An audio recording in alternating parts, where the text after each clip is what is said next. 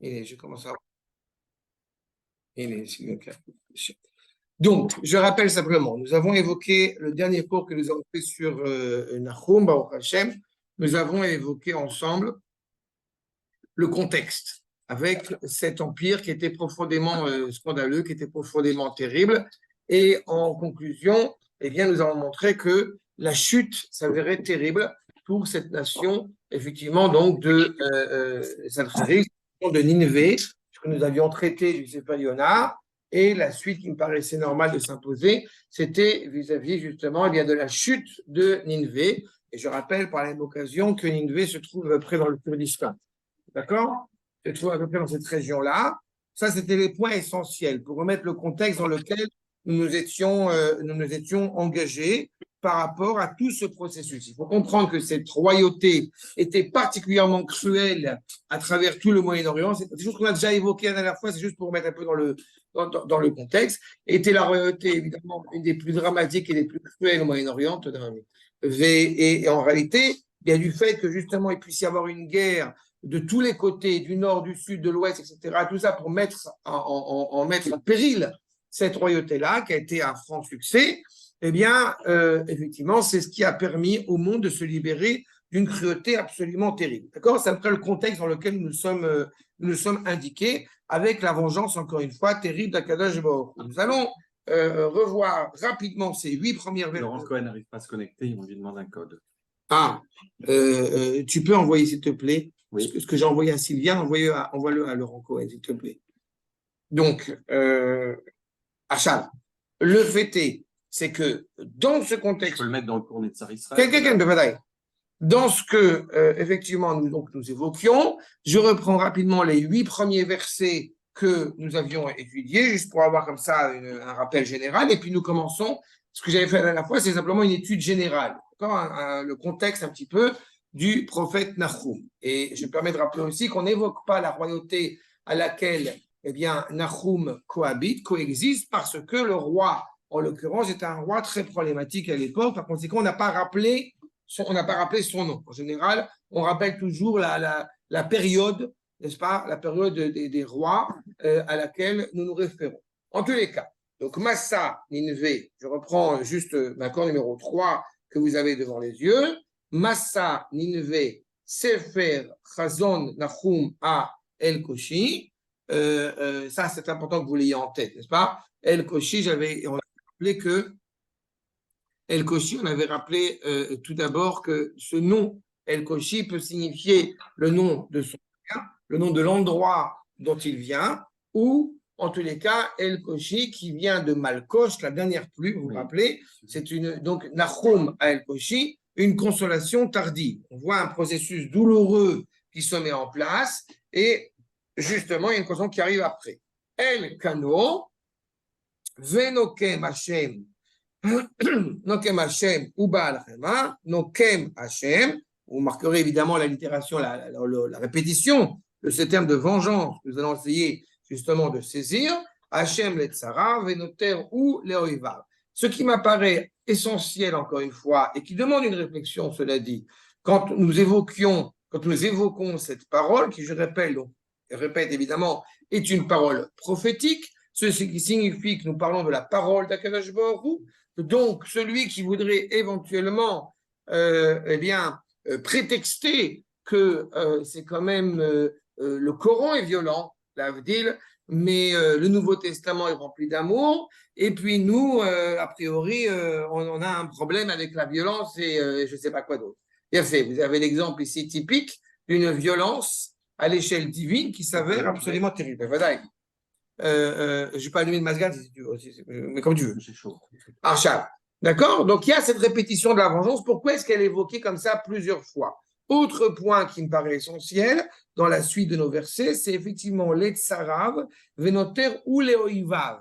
Vous vous rappelez que donc il y a cette nuance entre tsarav et oivav. D'accord? Point de détail qui n'est pas négligeable. Noter ou les oivav. Donc, Akadosh Baruch Hu, semble-t-il, ne connaît pas la halakha, puisque l'otikom et l'otitor. Donc, Akadosh Baruch Hu, il ne sait pas ça. Ça, comprenez le cynisme que j'emploie ici à ce moment-là. puisque nous avons un verset dans la Torah, dans le Sefer Vaïkra, bien avant les évangiles, n'est-ce pas? Lotikom velotitor. C'est-à-dire que justement, on n'a pas à se venger et on n'a pas à chercher rancune par la suite. Sauf que, Dans l'autre jour. oui, sauf que justement, à quoi fait-on référence dans ce verset, dans le Sefer Vaïkra? Uniquement au sein du peuple juif. N'est-ce pas? Et cela est démontré, s'il devait y avoir une seule démonstration, c'est le fait même qu'Akadosh Baruch Hu, justement, eh bien, se venge de ses ennemis.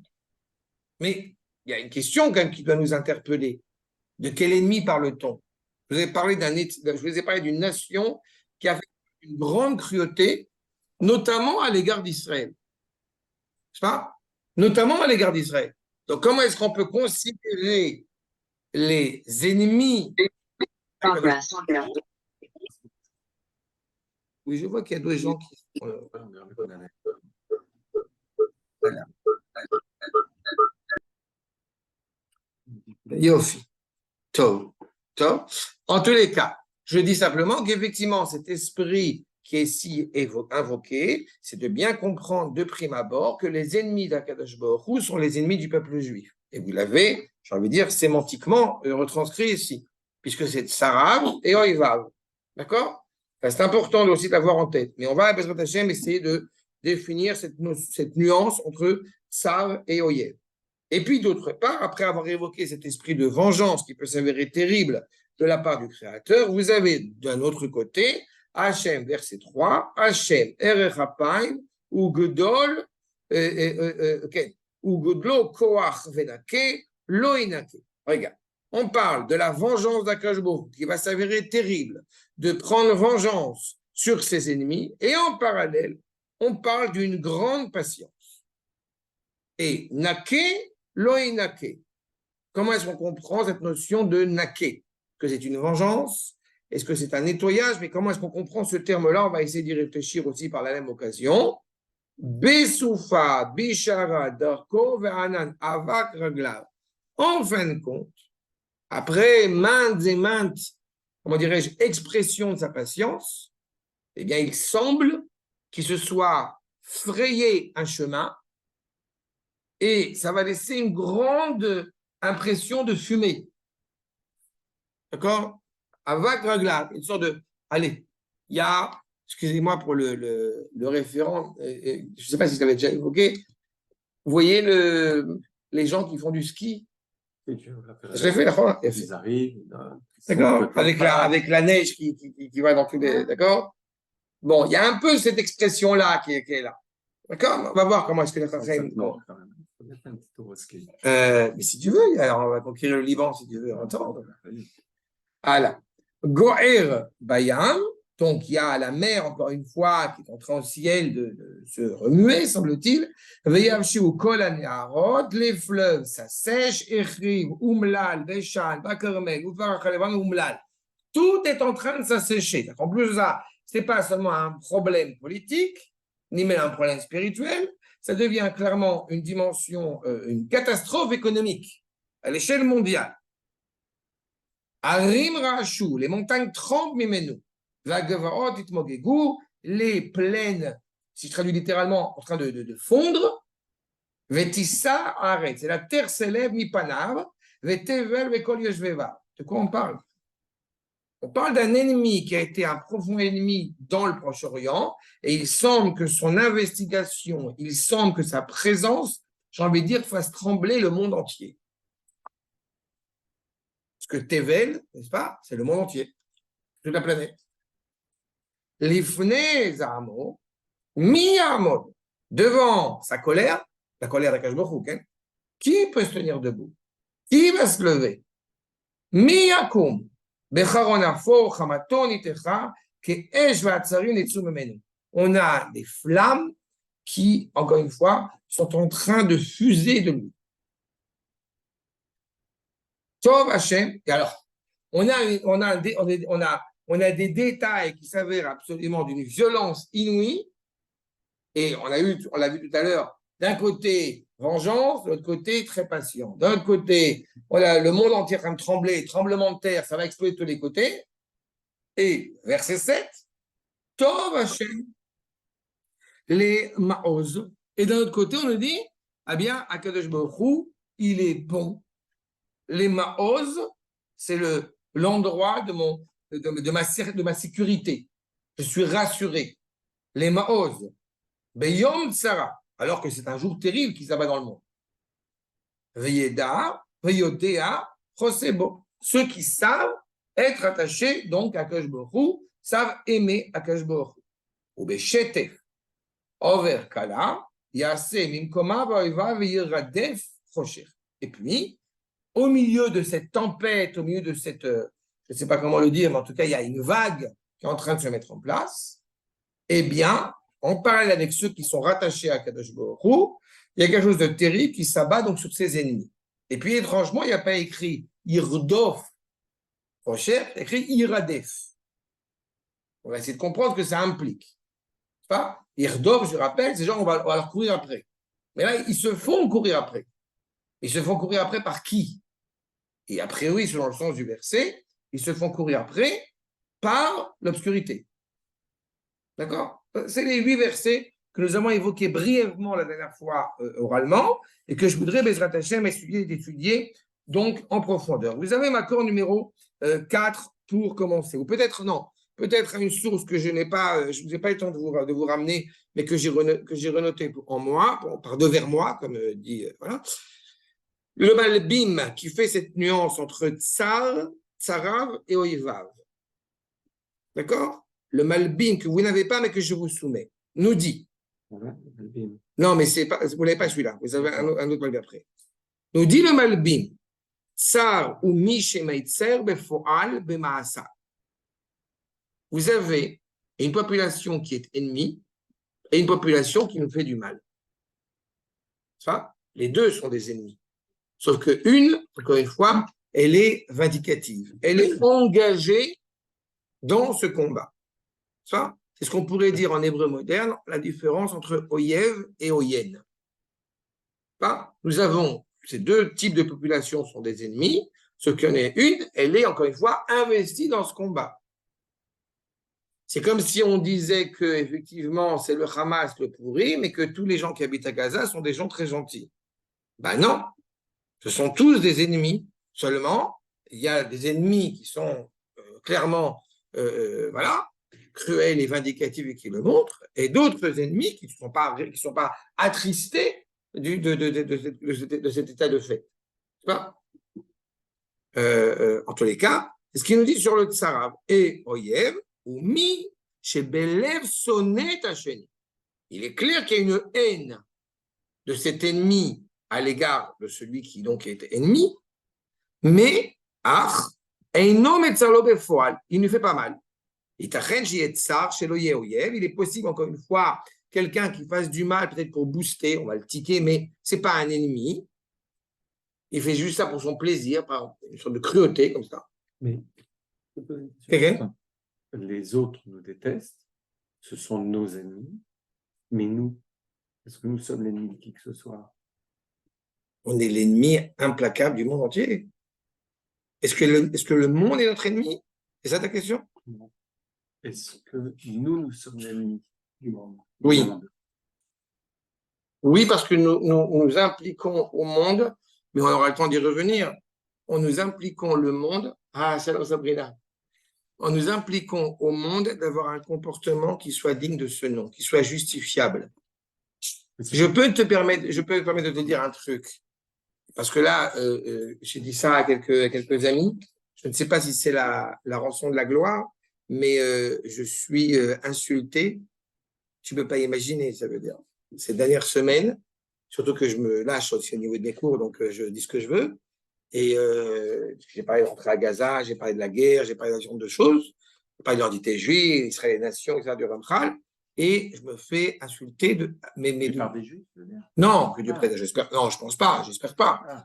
Non, des goïms de toutes sortes. Il y a des gens, j'ai 167 abonnés, dont un Farid et une Christiane, et je sais pas quoi, en plus. Mais oui, c'est très marrant. Mais surtout, ce qui est important, c'est que je suis donc taxé de fascisme, nazisme, Hitler n'a pas fini son travail, l'arrogance sur de lui-même, etc. Donc, en réalité, Bah, ce qui est en train de se passer, c'est que on est en train simplement de faire ressortir, de faire ressurgir quelque chose qui est inhérent. Parce qu'à partir du moment, encore une fois, où le peuple juif s'engage dans sa spécificité, automatiquement, il crée un décalage par rapport au reste du monde. Est-ce que ça va se finir comme ça? Est-ce que c'est pas tes infini? ennemis, tu veux les. Mais bon, s'ils font tchouva, tu les acceptes. Ce sont pas les D'abord, ennemis. tu as remarqué que ce ne sont pas mes ennemis, ce sont les ennemis d'Akadosh Baruch Hu. C'est ça.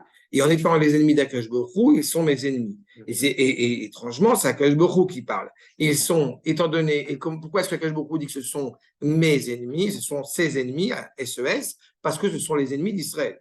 Non, ça je comprends. Mais encore une fois. Mais ce que je veux dire, c'est qu'eux vivent en détestant Akadosh Baruch Hu et lui à travers nous. Mais nous, on ne vit pas en les détestant, on vit en étudiant. Notre but, c'est de se rapprocher d'Akadosh Baruch Hu. On n'a pas vraiment d'ennemis. Si nous Non, je ne suis pas d'accord avec toi. Non, mais ce n'est pas une histoire d'être d'accord. Ah non, non, c'est très important ce que tu soulèves. J'ai traité de cela dans plusieurs cadres, mais ce qui est indubitable, c'est qu'on a une volonté c'est-à-dire qu'on n'est pas motivé pour détruire. Ça, c'est évident. Mais par contre, nous avons clairement une exigence d'amener le monde à ce qu'il doit être. Par conséquent, encore une fois, de révéler le bien qui doit générer le monde. Oui, mais par exemple, là, tu vois, le but de ceux qui parlent de la guerre, c'est qu'il n'y ait plus d'alerte, plus de sirène en Israël, qu'on puisse vivre en paix en Israël. C'est ce qu'eux disent. Oui. C'est pas ce que moi j'ai dit. Non, pas toi. Mais ils disent pas, on va détruire le monde, on va détruire nos ennemis. Non. Ils disent juste qu'on veut que nos amis nous fichent la paix. Non. Je suis navré, c'est parce que moi je te dis. Non. Moi je te dis clairement, ça va encore me valoir des propos dithyrambiques. Je suis pour la mort de tous les Gazaouis. D'accord. Si tu me demandes, je te dis. Je n'ai aucune miséricorde avec hommes, femmes et enfants des Gazaouis. Et pas parce qu'encore une fois. Non, mais si nous n'avez pas fait ça. Il y a fait non, très très bien dit. Est-ce que tu serais rentré avec tu aurais envoyé de salles, les tuer tous? Alors, c'est très intéressant ce que tu soulèves maintenant. Je ne peux que t'encourager d'aller voir le cours que j'ai donné sur la guerre parce que je traite de ce sujet-là et des 7 peuplades. Et là, par contre, c'est très important de bien être précis dans ce que je dis. Si jamais les Gazaouis étaient en Chine, je m'en fous totalement. D'accord? Je n'ai pas dit en Jordanie, puisque la Jordanie fait partie d'Israël, mais si les Gazaouis étaient en Chine, je m'en fous totalement. Je n'ai pas de rapport viscéral ou de rapport, voilà. Et encore que, au sujet de Nahum, oui, on aurait un problème, pas avec les Gazaouis, mais oui, on a un problème avec une peuplade qui fait preuve d'une cruauté absolument extraordinaire et pas seulement à l'égard d'Israël. Parce que c'est ça ce qui se passe. Toutes les nations qui vont mettre à bas la nation de Ninive, de Nineveh, c'est en réalité, ils amènent un peu plus de santé dans le monde. Tu vois? Le combat, si je faisais des parallélismes contemporains, mais enfin le combat qui est mené par exemple par rapport à l'Iran, il est certain que l'implication d'Iran n'est pas que proche-orientale. Elle a une implication à l'échelle du monde entier, encore une fois, et tout en prenant toujours comme présupposé qu'Israël est au centre. Parce qu'encore une fois, ce n'est pas Israël et prétentieux, c'est Israël et le cœur. Et donc automatiquement, ça a une implication par la suite. Mais tu as tout à fait raison, je n'ai, comme pour paraphraser encore le Rav Kook, eh bien, le seul objectif, c'est d'amener l'humanité à ce qu'elle doit être, quitte à utiliser eh bien, une cruauté justement extrême pour amener l'humanité à ce qu'elle doit être. C'est-à-dire que la cruauté dans la tradition juive n'est jamais une finalité, mais un moyen. Et c'est une nuance fondamentale. Donc, si tu me demandes, est-ce que effectivement, eh bien, s'ils n'avaient pas fait ce qu'ils avaient fait, est-ce que je serais rentré à Gaza et massacré tout le monde? Non. Par contre, est-ce que je serais rentré à Gaza, si j'avais eu la possibilité de le faire, pour conquérir Gaza? Je te réponds oui. Mais c'est d'accord? Mais on va y revenir là-dessus de toute façon. Ce qui est important, c'est que vous comprenez encore une fois que, évidemment, Akadosh Baruch Hu veut être empressé de mettre fin à ceux qui nous portent préjudice. N'est-ce pas? Qu'on entende bien que ce que nous avons vécu pendant 2000 ans, si on fait un parallélisme rapide, Hitler, c'est 6 ans. Ce n'est pas 2000 ans. N'est-ce pas? Ce qu'a fait Louis IX était pas moins grave, en tout cas, et pas moins dramatique que ce qu'a fait Hitler. Ça, c'est par rapport, si on fait une marche. Oui. Louis IX, Saint-Louis. Louis IX c'est oui, la rouelle, c'est une invention, la rouelle jaune, le petit fil jaune sur le tissu, c'est une invention de Louis IX. C'est pour ça que c'est important de faire une marche contre l'antisémitisme, parce que c'est important de... Voilà. Non, il n'y a pas le choix, mais qu'on comprenne bien de quoi on parle quand on parle de l'histoire de France. En tous les cas, le fait est, c'est qu'effectivement, donc, Akash Baruch Hu veut s'empresser de mettre fin à ceux qui nous veulent du mal, avant même de mettre fin à nos ennemis, qui eux aussi doivent évidemment payer le prix d'être nos ennemis. Commençons les propos du Ramat Vali. Akadosh Baruch Hu nikra Noken, comme on l'a vu. Akadosh Baruch Hu est le vengeur. Beoto Noken, les filles Sha'a, les Oive Agdusha. Akadosh Baruch Hu est le vengeur, puisqu'évidemment, il est le moment de venger ceux qui veulent être les ennemis de la sainteté. Attention, là encore une fois, pas de contresens.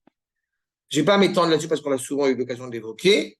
La sainteté n'est en aucune manière la sacralisation, n'est-ce pas? La sainteté, c'est le fait qu'il y ait la vérité dans le monde, le fait qu'il y ait la moralité dans le monde, ce qui dépasse l'entendement, encore une fois, l'ordre établi. Puisque nous avons ces nations, nous avons ces peuplades qui veulent souiller toute valeur, tout esprit de valeur, eh bien, Akadosh Baruch Hu se venge. D'accord? Comment est-ce qu'Akadosh Baruch Hu se venge? Je vous ai livré, la dernière fois que nous avons évoqué Nahum, je vous ai livré les enseignements du Malbim qui ramènent les annales historiques, n'est-ce pas, dont il a fait des recherches. Aux yeux de certains, par exemple, l'idée de vengeur, la vengeance divine, ça avait quelque chose de profondément spirituel.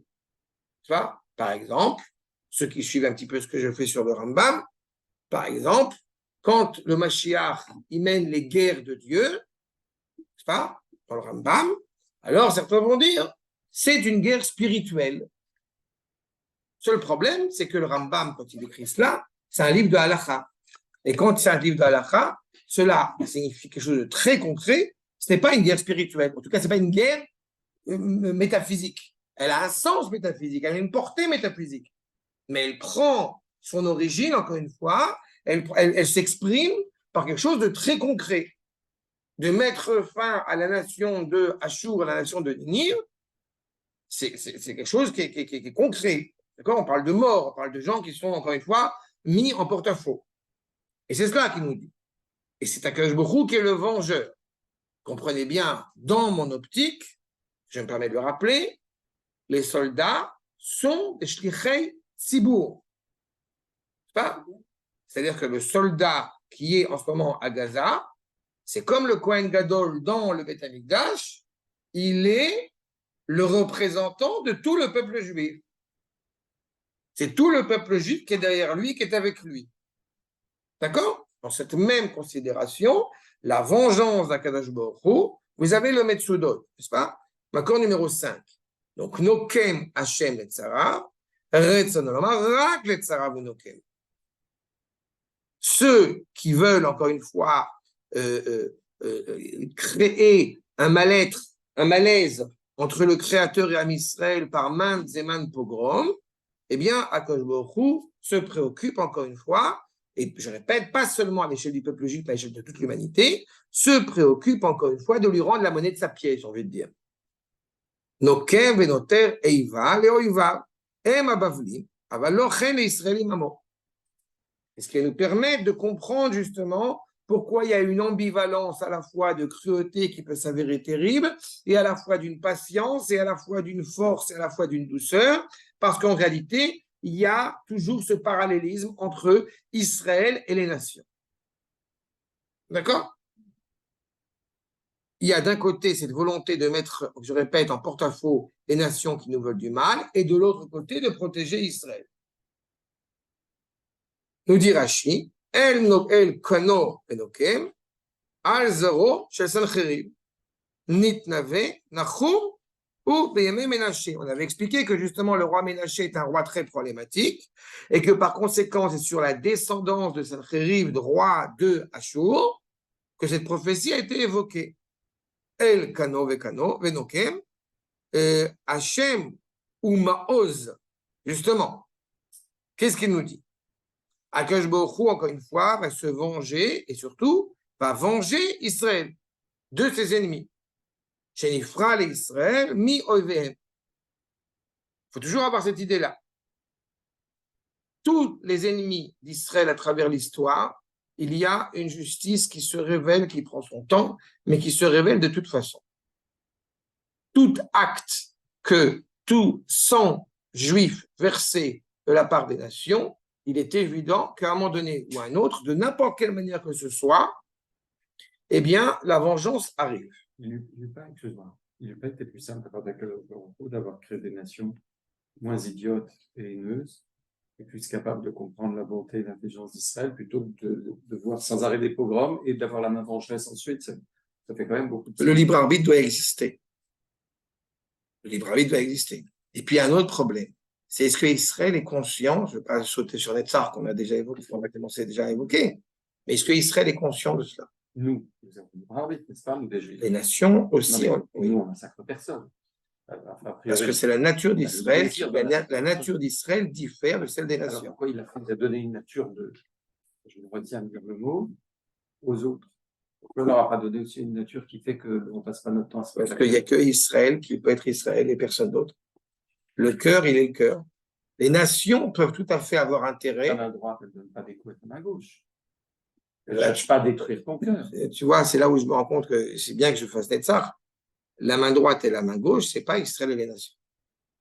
Israël, c'est le cœur. Non, c'est tout à fait différent. Oui, c'est ce que je dis. Mais ta main droite, elle n'essaie pas d'arracher ton cœur. A priori, non. Ni de frapper ta main gauche. A priori, non. On passe leur temps à s'entretuer entre elles. A priori, non. Et pourtant, si tu veux continuer dans cette image-là, on sait aujourd'hui que fumer, c'est mauvais pour la santé. C'est pour ça, grâce à Dieu, que personne ne fume. Tu as une sorte de libre arbitre qui doit toujours coexister pour être attaché à une authentique liberté. J'ai l'impression qu'il y a aussi autre chose. On est très attachés, enfin à l'heure actuelle, beaucoup sont très à la recherche de la paix, de la paix, de la paix. Moi, je ne suis pas une fanatique de la paix. La guerre contre le mal est nécessaire. Je veux dire, Hachem ne nous a pas fait rentrer en Eretz Israël en nous disant c'est la paix, entrez, regardez, voilà le beau truc. La paix doit être visée comme une finalité et non comme un moyen. Je l'ai déjà dit, mais je vais me répéter, je suis navré, va voir le cours sur la guerre. Parce que le cours d'abord parce qu'il y a plus de 1000 vues, ça y est, je fais partie des... Mais surtout parce que c'est tout ce que tu dis maintenant, je l'ai traité là-bas. Abondamment, j'ai montré. Il y a Farid dans les vues. C'est très marrant, je ne peux pas refuser les gens, mais il y a des gens qui sont des noirs. Bon, tant mieux si ça les intéresse. Mais il y a une vérité. J'en ai marre de ne pas regarder la langue de bois et je ne me gêne pas pour le faire. Mais pour reprendre ta remarque, il est évident. Après, ça soulève une autre question de savoir si effectivement, eh bien, les nations ont été façonnées a priori ou a posteriori. C'est ça la question qui est derrière. Et c'est une controverse. C'est pas sûr. Ça dépend de qui tu parles. Si tu parles au Maharal ou tu parles au Ramchal ou à Rabbi Yehuda Halevi. Mais il est évident que la finalité est la même. Ça, derrière Hachem, autre cours que je donne. Voilà. En tous les cas, Adain ata nokem ou Baal chema. La colère gronde. V'atid ou liot nokem letzarav. Encore une fois, il n'y a pas une personne qui va être épargnée, une seule peuplade qui va être épargnée du mal qu'elle ait pu faire. Et le plus grand drame que vivent les nations d'ailleurs aujourd'hui, c'est la perte, j'ai eu l'occasion déjà de l'évoquer, c'est la perte, la chute des civilisations. C'est pas parce qu'on peut parler, c'est pas une petite pierre qui bouge. L'orgueil qui vacille, l'orgueil qui gronde chez un certain nombre de nations et leur nostalgie justement à retrouver cette hégémonie, leur chute est inévitable. Mais elle est inévitable d'abord parce que justement, comme tu as très bien dit, la paix étant un moyen et non une finalité, donc ils n'ont aucune, malheureusement, je parle en tant que nation, je ne parle pas en tant qu'individu, tout ce qu'on a déjà dit, chaque fois c'est toujours en tant que nation, en tant que ça, eh bien, ils n'ont aucune aspiration à la moralité. Et c'est tout le problème, il est là. Israël, justement, là pour reprendre le propos, Israël, s'il vient de poser une question, pourquoi est-ce que le mal a été créé par Hachem, pourquoi ce mal se tourne vers Israël et pas ailleurs? Je vais y répondre dans 2 secondes, parce que je l'ai déjà évoqué à l'instant, mais je vais y revenir. Je dis simplement que toutes ces nations, encore une fois, quand elles évoquent le terme de moralité, en réalité, elles parlent de convention sociale. Pourquoi est-ce que ces nations se tournent encore une fois vers Israël? Eh bien, tout simplement parce que, comme j'ai souvent eu l'habitude de l'expliquer, le dur bonheur d'être juif. Le cœur, encore une fois, est vital. Donc, automatiquement, c'est lui qu'on va attaquer. D'accord? Et je vois qu'il me dit, pour répondre à la question, effectivement, la centralité d'Israël fait qu'encore une fois, elle a cette responsabilité aussi vis-à-vis. Mais comme je l'ai dit, la météo, c'est Israël. Et on avait vu la dernière fois qu'en réalité, le monde entier, encore une fois, s'investit là-dedans. Mais dans cette notion de vengeance, elle est vengée. Vous voyez la suite de Rashi, okay? L'accord numéro 6, justement, les tsara shirchevu et artso. On est constamment sur la troisième personne du singulier. Ils ont détruit sa terre. C'est ça là, le fond du problème. Ils ont détruit sa terre, et vato, les Bavlim, וראש אומר, שלוש נקמות הללו, כנגד שלוש גלויות שהוגלה סנחריב את ישראל. Puisque, vous voyez à quel point c'est vraiment très mesuré, puisque vous avez porté préjudice à Israël, Sancheriv, en l'occurrence 3 fois, avec l'exil d'Israël qui s'en va, et bien de la même manière, vous allez vous aussi être vengé et détruit 3 fois. Et dans cet esprit de vengeance qui en général ne plaît pas, parce qu'il y a un côté justement peut-être qui peut apparaître vindicatif, justement, regardez ce que nous dit le Ramat Vali. L'accord numéro 7. Mipne oyem ou mitnaken. Il se venge de son ennemi. Pour la question de Arnaud, pourquoi avoir façonné une nation qui automatiquement tu vas vouloir te venger et la détruire? J'ai bien compris la question? Réponse. Première réponse. Parce que la première réponse, comme on dit, la première réponse, c'est la question du libre arbitre. Vous avez le choix de choisir. Vous avez le choix de vous comporter de telle manière ou d'une autre. Même les nations. À commencer par les nations. Israël peut être une source de bénédiction tel que cela avait été indiqué, n'est-ce pas, à l'échelle de l'humanité. Deuxième problématique, cependant, et quand on reprendra les tsars, eh bien, nous le verrons aussi ensemble, comment, selon le prisme du Maharal, mais de manière générale, il est certain qu'on peut réellement comprendre le bien quand on est capable de percevoir le mal. Le bien prend d'autant plus de force, prend d'autant plus de splendeur. Ça, on voit que Akadosh Baruch Hu a façonné d'abord le soir et après le matin. On a moins de mérite que les gars à faire le bien, puisque chez nous, c'est dans notre nature. Et donc, notre libre arbitre, on a une inclinaison vers quelque chose de bon naturellement, et qu'eux ne l'ont pas, et que donc, quand eux font du bien, ils ont plus de mérite. Je sais Mais ils ne sont pas capables de faire le bien. À titre individuel, pas en tant que nation. Mais on parle que de nation. Je sais. À titre individuel. Pas capable, c'est fichu. Mais d'abord, tu as oublié un petit détail, c'est que même leur capacité à faire le bien à titre individuel ne reste qu'au niveau des 7 globes noirs. Pas autre chose que ça. Oui. Tu ne peux pas demander à quelqu'un de faire quelque chose qui lui est totalement étranger. Mais je vais te donner un exemple qui est bien connu. C'est Maseret Souka, parce que tu m'en parles. Juste quelqu'un peut vérifier avec Sylviane et lui envoyer un message, leur dire que je suis dessus. Je ne sais pas si... la question dans Maseret Souka qui est posée, où les nations viennent se plaindre auprès d'Akadosh Baruch Hu, en lui disant, enfin, si tu nous avais donné la Torah, eh bien, nous aussi, on aurait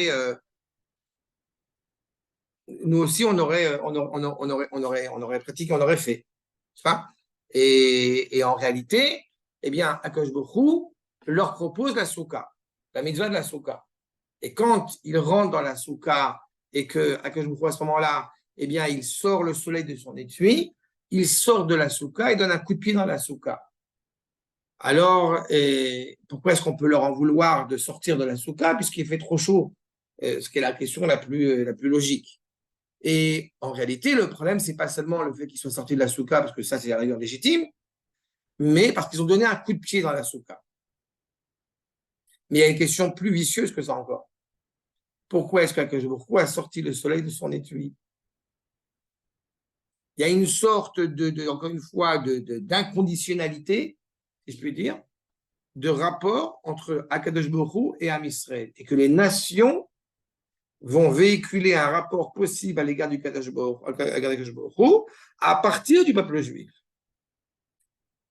Et quand les nations le comprennent, ce qui se passerait peut-être à la fin des temps normalement, eh bien automatiquement elles atteignent cette élévation. Automatiquement elles sont choyées et bénies. Les évangélistes, tu sais que je suis plus provocatif, mais on dirait qu'ils l'ont compris. Non. Parce qu'ils disent qu'il faut protéger Israël. Non, ils l'ont compris parce que c'est une méthode stratégique.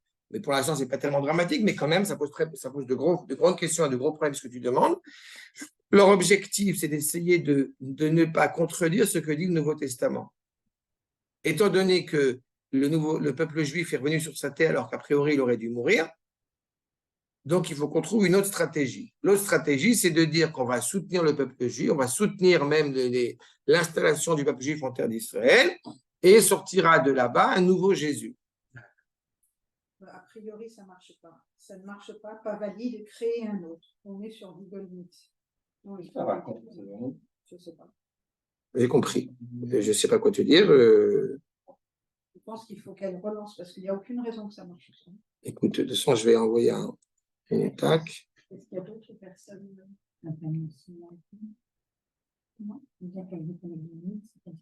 Non, mais J'ai renvoyé le truc, j'ai renvoyé un truc. En tout cas, c'est fondamental. Et de la même manière que vous avez ce rapport à l'égard de Ishmaël, qui, je vous rappelle, on l'a vu, si je me permets juste cette toute petite digression, parce qu'on l'a vu cette semaine encore, sur cette idée qu'effectivement, à la fin des temps, on nous dit clairement que Ishmaël fera Teshuvah. C'est ce que dit Rashi, puisque justement, Ishmaël, Yitzhak et Ishmaël vont enterrer Avram Avinu. Et le Ramban ajoute un point qui me paraît essentiel. Quelle est la Teshuvah de Ishmaël? C'est le fils de la servante qui reconnaît qui est le fils de la maîtresse, le fils de la noble. C'est en cela où il y a Teshuvah. D'accord? C'est un point essentiel. Donc oui, effectivement, il y a une possibilité. Le monde entier s'élève et il y a une possibilité pour les nations d'en faire partie, à condition qu'elles connaissent encore une fois la centralité de ce qui nous importe. Et là, on voit bien évidemment la problématique de cette Teshuvah qui a été malvenue de la part de Ninvé et qui a mené à l'échec. D'accord? Reprenons, s'il vous plaît, Makor, donc justement, comment est-ce qu'on comprend Akadosh Baruch Hu avec cet esprit vengeur absolument terrible, et qu'en parallèle avec cela, eh bien, nous avons clairement l'évocation de Akadosh Baruch Hu qui est bon pour tous. Tov lakol, pour toutes ces créations. Pas? Dit le Ramat Vali. Je suis. Makor numéro 7. Pour ceux qui nous rejoignent maintenant. Mipne oyev ou bitnaken.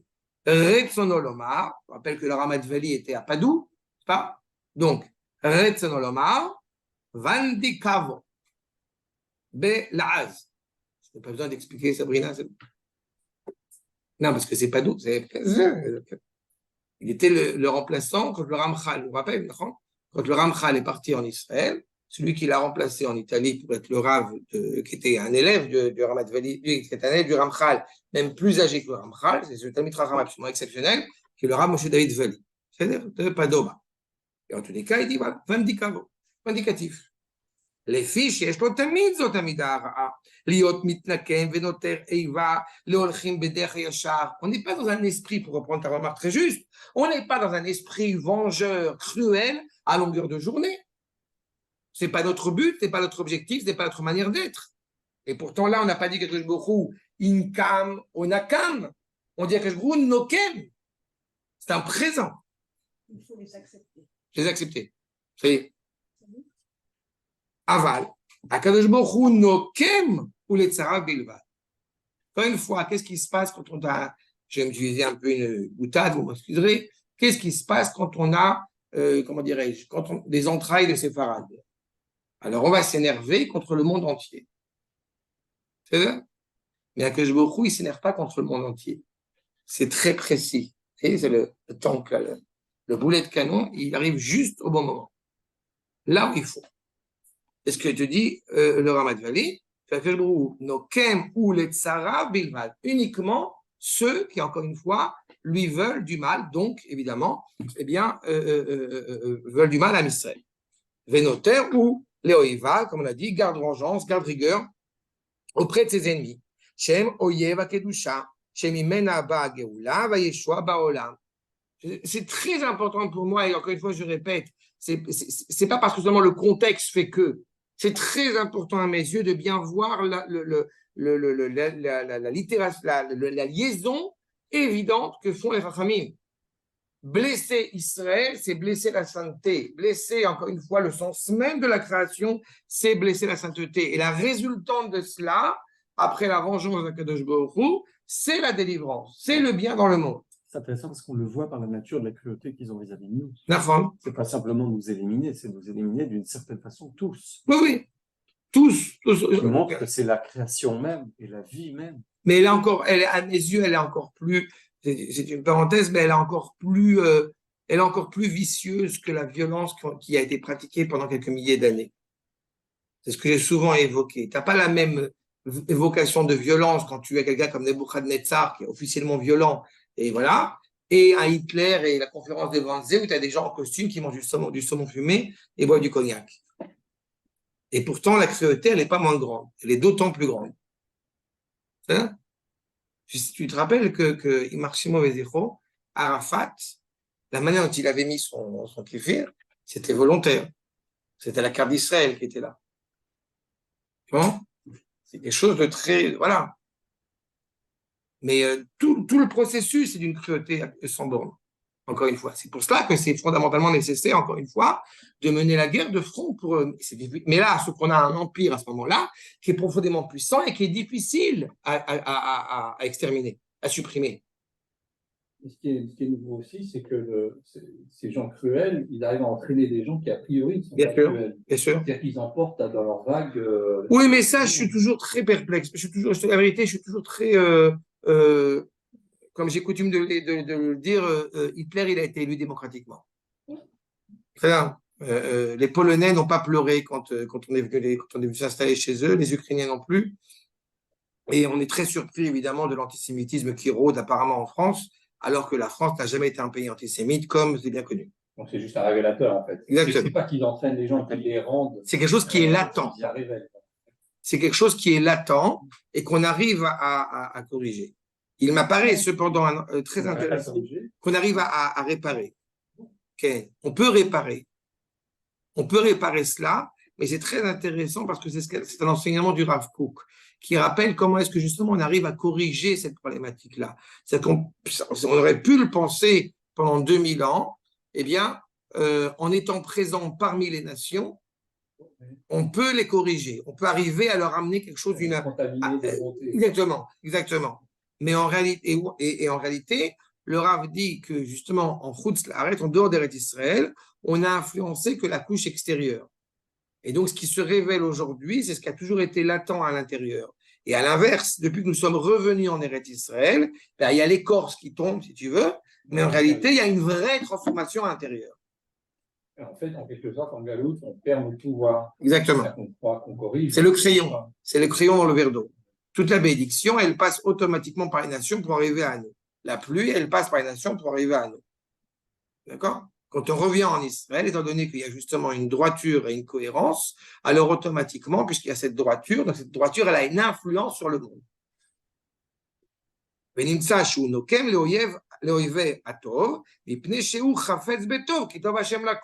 Quand on dit qu'Akadosh a un désir d'être attaché au bien, vous comprenez qu'en réalité, ça ne peut pas être contradictoire avec l'esprit vengeur, parce que la guerre que nous menons, justement, c'est le bien contre le mal. Et vous pourriez m'objecter en me disant, évidemment, mais qui me donne l'autorisation de définir le bien et le mal? N'est-ce pas? Réponse, personne. Mais celui qui a défini le bien et le mal, puisqu'ils sont absolus en tant que tels, c'est Akadosh Baruch Hu. Par conséquent, si cela trouve grâce aux yeux de Dieu, c'est bien. Si cela est mal aux yeux de Dieu, c'est mal. Première réponse. Deuxième réponse, l'implication, encore une fois, de ce bien ou de ce mal à l'égard de la création tout entière. D'accord? Et dans la suite, dans le traité de Avodah Zarah, justement, Ketiv, Chema, Enli. On nous dit clairement que Dieu n'est pas en colère. Ve, Ketiv, et ici dans notre verset, dans Nahum, Nokem Hashem ou Baal Chema. Alors, il est colérique ou il n'est pas colérique? Il est. Réponse de la Gemara, la Kashia. Il n'y a pas de contradiction. Kan Israël, Kan Bagoïm. Les Goïm. La réalité, c'est qu'encore une fois, mais là encore, c'est très intéressant à soulever. L'Avdil, comme on dit, mais on pourrait se dire que celui qui nous a aimé le plus parmi les trois liminaires de notre nation à la sortie d'Égypte, c'est Aaron. N'est-ce pas? Et pourtant, c'est Moshe. C'est vrai? Aaron, il a quelque chose de profondément bienveillant à l'égard du peuple juif. Mais celui qui est prêt à donner sa vie pour le peuple juif, devant Akadosh Baruch Hu, c'est Moshe. C'est plus difficile à saisir. Aujourd'hui, dans le prisme pédagogique, on est conscient de cette problématique-là. Les parents aiment leurs enfants. Pourquoi? Parce qu'ils sont des copains avec leurs enfants. Et c'est certainement cette problématique. Pas? Mais les enfants n'ont pas besoin de copains. Ils ont besoin d'un éducateur. C'est-à-dire qu'on doit être cruel avec les enfants. Mais ça passe aussi par une réalité qui peut s'avérer dure. Donc l'amour d'Akadosh Baruch Hu peut s'avérer aussi délicat. Mais son objectif, encore une fois, est clairement positif. Maintenant, on pourrait se dire, oui, mais quand justement, côté Sfarad, comme je disais avec une boutade, on est en colère, allez, tout explose, on casse tous les verres, on casse je ne sais pas quoi, nous dit le Alcher HaKadosh, accord numéro 9, Baal Chema, ou Sheino Kemeler Basar Vadam Shachema Sholetet Bo. Quand on est en colère, on nous dit que celui qui est en colère, c'est comme s'il était Oved Avodah Zara, comme s'il était idolâtre, parce que soudainement, celui qui est le maître à bord, c'est plus Akadosh Baruch Hu, c'est lui-même, c'est son instinct de colère. Donc il n'a pas de contrôle, il perd le contrôle. Les bilti erich medin kom alachema timshol bo. La vengeance prend le pas.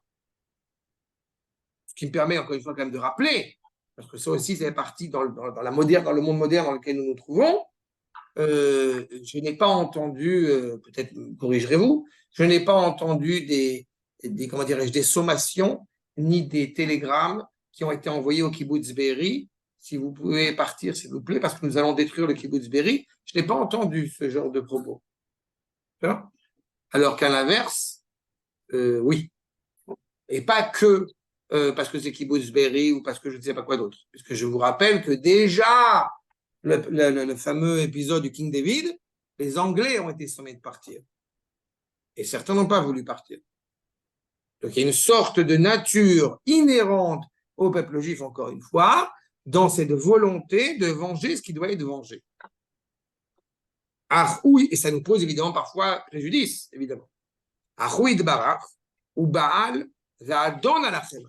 C'est lui le maître à bord. Pas une seule fois, eh bien, il y a une perte de contrôle. J'ai eu l'occasion de dire ces derniers jours combien je suis heureux, d'une certaine manière, qu'il y ait un réveil dans le peuple juif, mais je suis aussi très inquiet. Pourquoi suis-je très inquiet? Parce que cette exaltation, si elle n'est pas, comment dirais-je, si elle n'est pas rattachée à quelque chose de profond, à une raison, elle va s'effriter. Et ça, c'est très dangereux. D'accord? C'est exactement la problématique. On part vite, la flamme part vite, mais elle peut vite se rétrécir. Parce que justement, ce qui nous pose problème, c'est l'injustice, c'est le mal, c'est l'immoralité que nous avons en face. Et c'est au nom de cela qu'Akadosh Baruch Hu, le maître à bord, encore une fois, veut évidemment éloigner toutes ces formes qui sont préjudiciables pour le monde. Ce n'est pas un esprit de vengeance, c'est une sagesse qui décrète. Il faut prendre une décision, quels que soient encore une fois les ennemis, justement, mais il faut prendre une décision, et une décision rationnelle. On peut motiver les troupes, c'est évident, mais on doit être conscient de la justesse du propos. Regardez ce que nous dit le Ran, accord numéro 10. Je reprends cette expression de El Kano. Einenu metoar, vous savez, l'accord numéro 10 qui est en gras. Einenu metoar ba, mitzad anekama be'atzma. Vous avez en hébreu, c'est encore une fois, c'est des nuances qu'on doit opérer dans le Bet Midrash. Vous avez en hébreu une nuance entre la nakmanout et la nekama. Il y a un esprit vengeur et il y a la justice. C'est pas grave si un individu est motivé par un esprit de vengeance. Ce qui est dramatique, c'est quand vous avez une nation tout entière, ça veut dire que les dents ensanglantées. Vous voyez la nuance? Ce qui nous importe clairement, c'est le bien. Et c'est ça qui importe le Créateur. En cela, rien de mal ne peut descendre du ciel. Celui qui est la racine même, l'origine même du bien, c'est pas possible que le mal provienne de lui.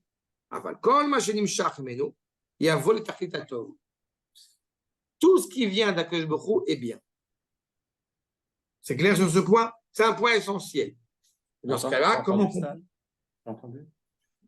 tout ce qui vient d'Akadosh Baruch Hu est bien. Mais alors, dans ce cas-là, comment est-ce qu'on comprend le mal? Comment on comprend la réalité, une problématique dans laquelle nous nous trouvons? C'est l'absence d'Akadosh Baruch Hu. Non, tu ne peux pas dire une phrase pareille. Akadosh Baruch Hu, il est présent tout le temps. C'est l'absence, pour reprendre ton expression, c'est le refus de retrouver la résidence d'Akadosh Baruch Hu. Ce n'est pas l'absence d'Akadosh Baruch Hu. Akadosh Baruch Hu est toujours présent. D'accord? Vous êtes conscient quand même, c'est un autre cours que j'ai l'occasion de donner, et vous êtes conscient qu'il faut retourner à Gaza, pas parce qu'ils ont commis un attentat. Parce que c'est Eretz Israël. Donc, c'est pour le bien. Ou on le comprend, ou on ne le comprend pas. Et c'est ça le fond. Je pense, tu sais, c'est vraiment. C'est Hachem qui nous a mis ça pour que justement nous entraîner. Oui, mais il y a quelque chose, il y a une maturité. Pourquoi est-ce que Nineveh, ça a mis autant de temps pour être détruit, pour reprendre notre propos? Parce qu'il a fallu qu'il y ait une maturité pour reconnaître et pour pointer du doigt, c'est le mal. Combien de personnes qui sont rentrées dans Gaza, alors le mal, il a été identifié parce que justement, il y a eu ça. Mais sinon, avant, il serait pas allé. Il y a une poignée d'hommes qui, quand même, depuis 30 ans, est conscient qu'il y a un petit problème. Et qui a pleuré, qui s'est battu, et qui a mis le fil orange, et qui était là dans les manifestations. J'en connais quelques-uns. Donc, je fais partie. Mais maintenant, tout le monde le comprend. Voilà, pour prendre ton idée, entre parenthèses, il y a un grand slogan qui circule depuis quelques temps. Oslo est mort, vive le roi. Malheureusement, on a payé le prix. Mais ça a justifié une maturité auquel on ne serait peut-être pas arrivé avant. D'accord? Il faut accepter l'idée que nous avons un devoir de redresser le monde. Et donc, ça passe encore une fois par ce cœur qui est redressé et qui a une implication dans le monde. Vous savez que cet esprit de vengeance, cet esprit un petit peu comme ça, virulent, eh bien, dans un autre contexte, on nous dit qu'un vrai Talmid Chacham, il doit avoir cela. Il faut qu'un Talmid Chacham authentique, pour la même occasion, pour la même idée, il faut qu'il ait 1/8 d'orgueil. Si il n'a pas 1/8 d'orgueil, ben, d'une certaine manière, ça va porter préjudice à la Torah qu'il va transmettre. Mais c'est l'orgueil qui met à disposition de la Torah. Oui. Oui, mais ça veut dire que tu as quelque chose. Tu as raison. Mais ça veut dire qu'on a quelque chose qui est malgré tout, si tu veux, nécessaire, mais qui est problématique. Et qui pas forcément va être perçu par autrui comme étant justement ce 8e, ou cet esprit important. Regardez, juste pour terminer sur ce point, et on poursuivra la patience d'Akadosh Baruch Hu la semaine prochaine. Kol Talmid Chacham שאינו נוקם ונותר כנחש, אינו תלמיד חכם. Si on n'est pas capable de se battre pour des valeurs, si on n'est pas capable d'être virulent à l'égard de certaines valeurs, eh bien, on ne peut pas être un Talmid Chacham.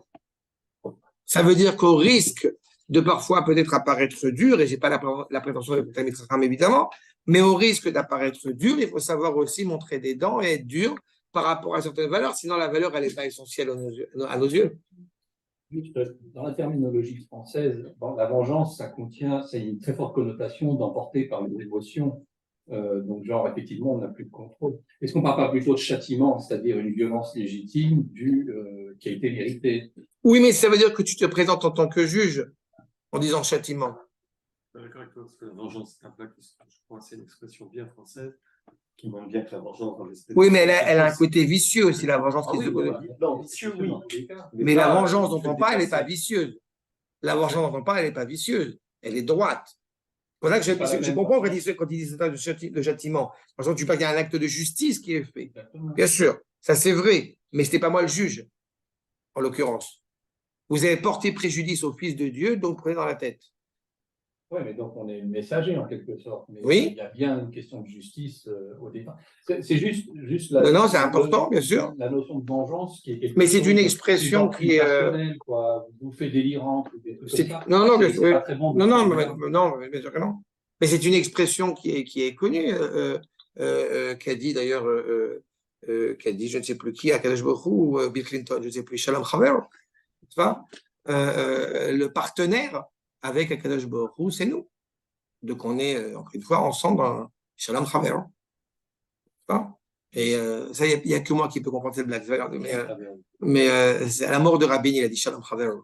Il a fait Bill Clinton. Clinton, oui. Mais c'était pas sur l'idée de Chaver. Alors c'était marrant. Mais Akadosh Baruch Hu et Am Israël, on est Chaver. Pourquoi est-ce que je vous rappelle, pourquoi est-ce que le Rav dans le Kuzari est appelé Chaver? Parce que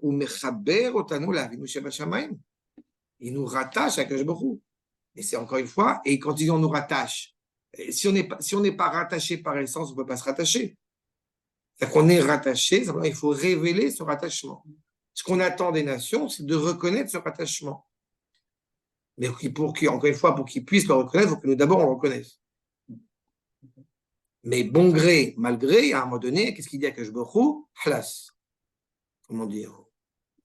C'est-à-dire, on leur rentre dedans. C'est vrai que quelque part, quand on dit la vengeance d'Hachem, c'est plutôt le châtiment d'Hachem. Parce que c'est vrai que ça donne... Oui, mais il y a un côté, si tu veux, mystique qui me gêne dedans. Parce que la vengeance d'Akadosh Baruch Hu, et c'est ce qu'on avait dit au premier cours sur Nahum, la vengeance d'Akadosh Baruch Hu, elle se passe par des armées babyloniennes, égyptiennes, etc., de tous les côtés. C'est ça la vengeance d'Akadosh Baruch Hu. Je pense que ce qui est difficile à comprendre, en fait, c'est qu'est-ce que c'est exactement que la colère divine. Nous, en fait, on anthropomorphe. Le courroux, ouais. La colère, c'est quelque chose.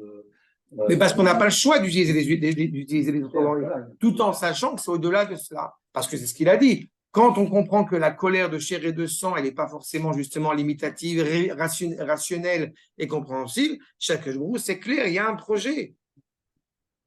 Et je me permets de rappeler, encore une fois, surtout à notre génération, une fois de plus, que peu importe ce qui va se passer demain, quand on a un Premier ministre qui dit est-ce qu'il faut ou pas rentrer à Gaza, en l'occurrence, ou rester ou pas rester à Gaza, excusez-moi, c'est tout à fait dans notre sujet, il se trompe sur un point essentiel. Il n'est pas à Kadosh Baruch Hu. Et c'est essentiel. Son choix à lui, c'est d'avancer ou de ralentir le projet. J'ai expliqué à maintes et maintes fois, à chaque fois que quelqu'un a la possibilité, a le privilège, parce que c'est un privilège, dur privilège, mais privilège quand même, d'être à la tête du peuple juif, il a en potentiel la possibilité de montrer qu'il est le fils de David. Alors, ou alors il ne l'est pas encore, ou alors il ne s'est pas encore révélé, mais s'il fait exactement le contraire, pour des raisons politiques, eh bien, et ce n'est pas le moment de parler de ce genre de sujet, on en parlera après la guerre tranquillement, mais à partir du moment où il mènerait une campagne, une conception du monde qui va à l'encontre du projet divin, là pour le coup vraiment à l'encontre du projet divin, eh bien automatiquement, il perd le pouvoir. Et dans l'histoire, ça s'est produit. On a vu avec Shaoul, on a vu avec différents personnages à travers l'histoire. C'est une opportunité que nous avons. Et donc, comme le sens de l'histoire est dirigé par Akadosh Baruch Hu, donc automatiquement, eh bien, il y a la patience d'Akadosh Baruch Hu jusqu'au moment où. C'est clair? Donc, Atkan pour cette première partie